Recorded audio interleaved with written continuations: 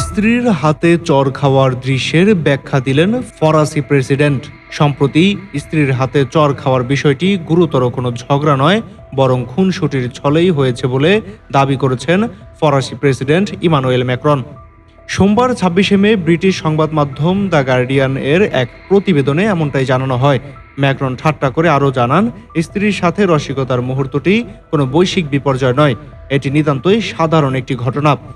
এর আগে গতকাল সোমবার রাষ্ট্রীয় সফরে ভিয়েতনাম পৌঁছান ফরাসি প্রেসিডেন্ট। এ সময় উড়োজাহাজের দরজা খোলার সাথে সাথে লাল ড্রেস পরিহিত কেউ ম্যাক্রনের গালে চপেটাঘাত করেন। ক্যামেরা দেখে কিছুটা অপ্রস্তুত হয়ে ফের বিমানের ভিতরে ঢুকে যান তিনি।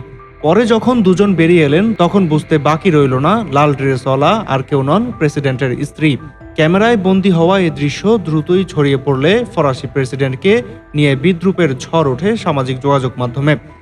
পরে অবশ্য ফরাসি প্রেসিডেন্ট ঘটনাটি স্বাভাবিক করার চেষ্টা করেন। বের হয়ে হাত নেড়ে লুক দেন ক্যামেরার দিকে, সেই সাথে করমর্দনও করেন কয়েকজনের সাথে। মাহাদি হাসান বিএন, জিও বাংলা, ঢাকা।